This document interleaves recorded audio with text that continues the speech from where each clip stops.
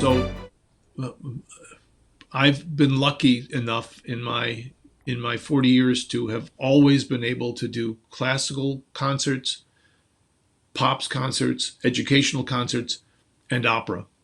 And when I came to Louisville, one of the first things that happened was that I met Thompson Smiley, who was the longtime director, general director of the Kentucky Opera. And Thompson and I came to town basically, I think, the same year, actually, in '81, and became incredibly close friends. And Thompson gave me my first real professional breaks, although I had conducted the Birmingham, Alabama, the Birmingham Civic Opera in 1979.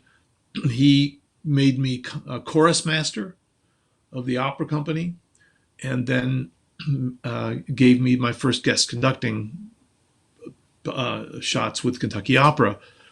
I think opera is so rewarding to all of us because there are just so many things that can go wrong, and when it doesn't, it's so rewarding.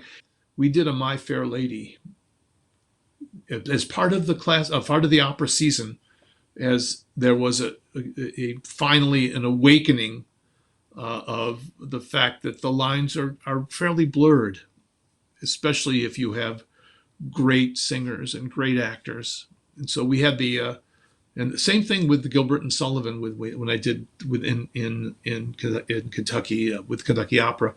We had operatic voices, not just Rex Harrison sing speaking things, but we had real great voices. And the My Fair Lady was one of the greatest experiences, but it was my lesson in realizing that putting on musical theater is every bit as difficult as opera, and maybe in some ways more. The one story I will tell, and I will mention no names. This Act Two of Carmen. Took place in a city other than Louisville. Yeah, okay, we'll leave it at that. Anyway, Don Jose is coming back from jail. He's gone to jail because of her, and he comes back and he finds her, and he's in his usually in some casual military garb.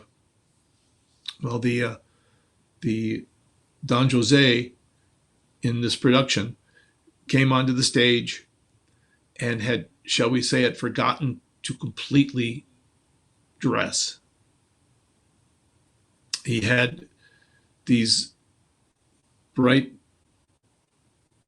red military pants, tight-fitting military pants on, and he hadn't zipped up his fly. Is what he hadn't done that. So nobody on stage noticed, but the whole audience could see, and I could see. I mean, I don't have a, I didn't have, I didn't have I didn't know what to do. And they were acting and doing it. And even the Carmen, it was just the two of them on stage. She hadn't seen it. So for about 2 minutes of stage time, which is about 6 months of real life, he was on stage.